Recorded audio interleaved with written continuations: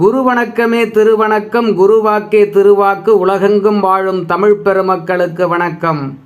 நாம் தொடர்ந்து குரு வணக்கம் யூடியூப் சேனல் வழியாக பல ஆன்மீக கருத்துக்களை உங்களுடன் பகிர்ந்து கொண்டு வருகின்றோம். அந்த வகையில் நாம் இன்று உங்களுடன் பகிர்ந்து கொள்ள இருப்பது ஒரு அறிவு சார்ந்த கதை. அதாவது, ஒரு ஊரில் ஒரு பெரியவர் இருந்தார். அவர் பார்வை இல்லாதவர், அதாவது கண் தெரியாதவர். வாதம் செய்வதில் ரொம்ப கெட்டிக்காரர். அவரிடம் சிலர் பேசிக்கொண்டிருந்தார்கள்.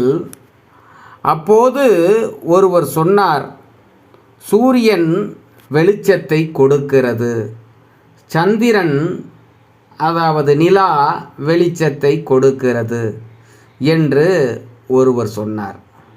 நட்சத்திரம் வெளிச்சத்தை கொடுக்கிறது என்று ஒருவர் சொன்னார். வெளிச்சம் என்ற ஒன்று இருப்பது நமக்கு எவ்வளவு பயன் என்று ஒருவர் சொன்னார்.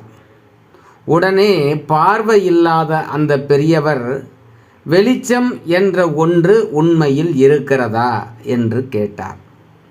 உண்மையிலேயே ஒளி இருக்கிறது என்றார்கள். நான் அதை நம்ப மாட்டேன் என்றார் அந்த கண் தெரியாத பெரியவர். சூரியன் இருக்கிறது, சந்திரன் இருக்கிறது, நட்சத்திரம் இருக்கிறது என்று சொன்னார்கள். அதையெல்லாம் ஒப்புக்கொள்கிறேன். ஆனால் அதை எல்லாம் என்னை கொஞ்சம் தொட்டு பார்க்க விடுங்கள் என்றார்.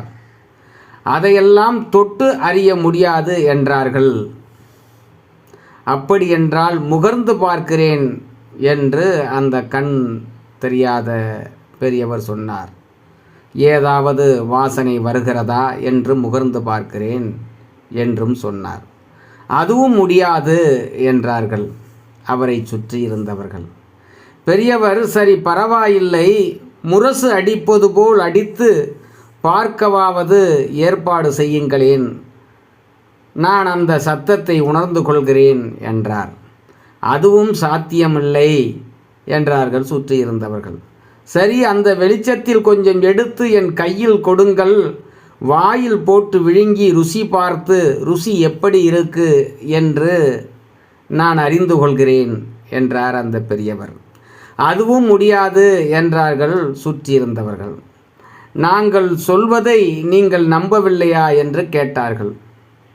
என்னுடைய 4 புலன்களுக்கு புலப்படாத ஒன்றை நான் மாயை என்கிறேன். உங்களுக்கெல்லாம் பார்வை இருப்பதனாலும் அது எனக்கு இல்லை என்பதனாலும் நீங்கள் என்னிடம் பொய் சொல்லி என்னை அவமானப்படுத்துகிறீர்கள் என்றார். தர்க்கசாஸ்திரத்தில், அதாவது வாதிடுவதில் வல்லவரான அந்த பெரியவர். சுற்றி இருந்தவர்கள் யோசித்தார்கள். இவர் நம்ப வேண்டும். அப்படி நம்ப வைக்க வேண்டுமென்றால் புத்தரால் மட்டும்தான் அது முடியும் என்றார் ஒருவர். சரி, அவரிடமே போவோம் என்று சொல்லி எல்லோரும் அவரிடம் போனார்கள். விவரத்தை புத்தருக்கு சொன்னார்கள். புத்தர் சிரித்தார். உண்மை எப்படிப்பட்டது என்று நான் என்ன நினைக்கிறேனோ அப்படித்தான் இவரும் நினைக்கிறார். உண்மை எப்படிப்பட்டது என்று புத்தர் என்ன நினைக்கிறாரோ அதைத்தான் அந்த பெரியவரும் நினைப்பதாக புத்தர் சொன்னார். எதையும் எதையும் அனுபவபூர்வமாக அனுபவத்தால் உணர்ந்தால்தான் நம்ப முடியும். ஒளியை அனுபவித்து அறியாத வரையில் அது இருக்கிறதா இல்லையா என்கிற கேள்விக்கு இடமில்லை. அதனாலே அவர் அதை நம்பாததும் சரிதான் என்று சொன்னார் புத்தர். உங்களை குணப்படுத்தி விடலாம், அதாவது அந்த பெரியவரை குணப்படுத்தி விடலாம். உங்களுக்கு தேவை ஞானி இல்லை, அந்த பெரியவருக்கு தேவை ஒரு ஞானி இல்லை. அவருடைய பிரச்சனையை தீர்ப்பதற்கு ஒரு நல்ல மருத்துவர் போதும் என்றார் புத்தர். அவரை ஒரு மருத்துவரிடம் அழைத்து கொண்டு போனார்கள். அவருக்கு கண்ணிற்கு சிகிச்சை அளிக்கப்பட்டது. பார்வை கிடைத்து விட்டது. வெளிச்சத்தை கண்டதும் அவர் மகிழ்ச்சி அடைந்தார்.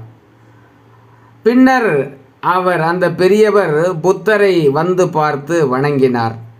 நான் வாதம் பண்ணினேன், நீங்கள் எதிர்வாதம் செய்யவில்லை. என்னுடைய பிரச்சனை மருத்துவரால் தான் தீரும் என்று சொல்லி எனக்கு பார்வை கிடைக்கச் செய்தீர்கள் என்று அந்த பெரியவர் புத்தர் முன்னின்று சொல்லி புத்தரை வணங்கினார். அதாவது மகான்கள், ஞானிகள் போன்றவர்கள் எப்போதும் வாதம் செய்ய மாட்டார்கள். அந்த பிரச்சனைக்கு எந்த பிரச்சனையை நாம் கொண்டு அவரிடம் சொல்கிறோமோ அந்த பிரச்சனைக்கு ஒரு தீர்வை சொல்லுபவர்கள்தான் மகான்கள், ஞானிகள். அவர்கள் எப்போதும் வாதத்தில் ஈடுபடுவதில்லை. மகான்களும் ஞானிகளும் மனித குலத்தில் மிக பெரும்பான்மையான, அதாவது மனித குலத்தில் பிறந்தவர்கள் அநேகர்கள், பெரும்பாலானவர்கள் நிலைமை இதுதான் என்கிறார் ஓஷோ. ஏனென்றால் அவர்களால் அறியும் வரை எதையும் அவர்களால் ஒத்துக்கொள்ள முடியாது. இருக்குது என்றோ இல்லை என்றோ அவர்களால் உறுதிப்படுத்த முடியாது எதையும். ஏனென்றால் அவர்கள் அறிந்து உணர்ந்த பிறகுதான் ஒவ்வொருவரும் ஒத்துக்கொள்வார்கள் என்று ஓஷோ மனிதர்களின் பெரும்பாலான நிலைமைகள் இப்படித்தான் இருக்கு என்று குறிப்பிடுகிறார். கண்ணை மூடிக்கொண்டு அதை சரியென்று ஒருத்தர் வலியுறுத்தி கொண்டிருந்தால் அவருக்கு உதவுவது என்பது முடியாத காரியம்தான்.